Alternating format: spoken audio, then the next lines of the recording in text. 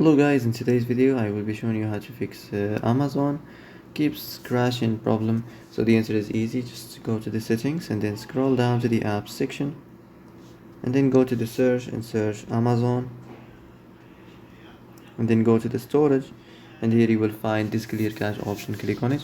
Now you can go check it if it works, and if it didn't you can try to restart your phone or turn the Wi-Fi off and on, or the Bluetooth or the airplane mode.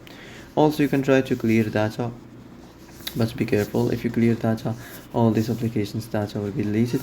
This includes all files, the settings, the accounts, the databases, etc. So be careful if you want to clear your data.